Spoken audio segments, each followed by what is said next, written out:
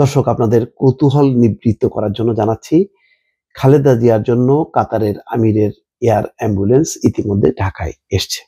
হযরত শাহজালাল বিমানবন্দরে এটি পার্ক করা আছে। বিশাল একটি বিমান দেখা যাচ্ছে, মনে হচ্ছে যাত্রীবাহী বিমান, কিন্তু এটাই হচ্ছে সর্বাধুনিক এয়ার অ্যাম্বুলেন্স। কি আছে এই এয়ার অ্যাম্বুলেন্সে, তার একটি বর্ণনা ঢাকা পোস্টে দেওয়া আছে। বিএনপি চেয়ারপারসন বেগম খালেদা জিয়ার বিদেশে উন্নত চিকিৎসার জন্য কাতার আমিরের বিশেষ বিমান এয়ার অ্যাম্বুলেন্স ঢাকায় পৌঁছেছে সোমবার সন্ধ্যা 7:40 সোমবার 7:40 ঢাকার হযরত শাহজালাল আন্তর্জাতিক বিমানবন্দরে এটি অবতরণ করে।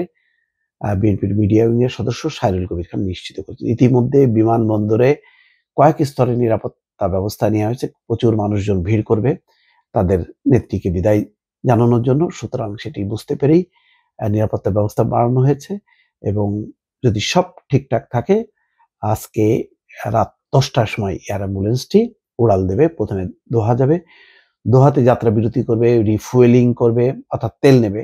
আবার তারপর একদম টানা দোহা থেকে টানা প্রায় 8 থেকে 10 ঘন্টা এটি যাবে একদম সরাসরি। বলা হচ্ছে যে মেডিকেল সেন্টারের কাছে উপস্থিত হবে। আমি জানি না মেডিকেল সেন্টারের কাছে কোনো রানওয়ে আছে কিনা। তিনি বলেন, বিমানবন্দরে উপস্থিত থেকে এয়ার অ্যাম্বুলেন্সটি স্বাগত জানিয়েছে বিএনপির চেয়ারপারসনের উপদেষ্টা কাউন্সিলের সদস্য ডক্টর এনামুল হক চৌধুরী। কাতারের আমিরের পাঠানো দ্রুতগামী এয়ারবাস A319 এয়ার অ্যাম্বুলেন্সটি একটি ভাসমান হাসপাতাল বলা যেতে পারে। এর ভেতরে রয়েছে অত্যাধুনিক সব চিকিৎসা সুবিধা। এতে আরো রয়েছে অনেক সুযোগ সুবিধা, আধুনিক চিকিৎসা সরঞ্জাম। এই বিমানগুলোতে সব ধরনের জরুরি চিকিৎসা পরিস্থিতি মোকাবেলার জন্য সর্বশেষ প্রযুক্তির চিকিৎসা সরঞ্জাম রয়েছে। এর মধ্যে রয়েছে ভেন্টিলেটর, ডিফিব্রিলেটর, আমি দর্শক এই যন্ত্রের নাম শুনিনি, এই জন্য উচ্চারণ করতে আমার কষ্ট হচ্ছে, মনিটর, ইনফিউশন পাম্প এবং অন্যান্য জরুরি ওষুধ, আইসিইউ সুবিধা। বিশেষ এই এয়ার অ্যাম্বুলেন্সে একটি পূর্ণ আইসিইউ সুবিধা আছে। রোগীর কঠিন কোনো পরিস্থিতিতে তাকে স্থিতিশীল রাখার জন্য প্রয়োজনীয় সব ধরনের সুবিধা থাকে। ডাক্তার ও নার্স এই বিশেষ বিমানে সবসময় অত্যন্ত দক্ষ ডাক্তার এবং নার্স থাকে, যারা রোগীদের যথাযথ চিকিৎসা দিতে সক্ষম। স্বাচ্ছন্দ্যপূর্ণ পরিবেশ, রোগীর আরামের জন্য এই বিমানগুলো খুবই স্বাচ্ছন্দ্যপূর্ণভাবে ডিজাইন করা হয়েছে, যাতে রোগী এবং তাদের পরিবারের সদস্যদের জন্য আলাদা আলাদা থাকার জায়গা থাকে।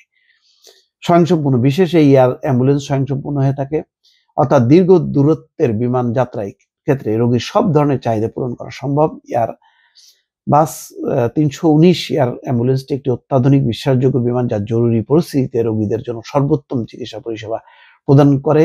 এর দ্রুত গতি, স্বাচ্ছন্দ্যপূর্ণ পরিবেশ এবং সর্বশেষ প্রযুক্তির চিকিৎসা সরঞ্জাম এটিকে অন্যদের থেকে আলাদা করে।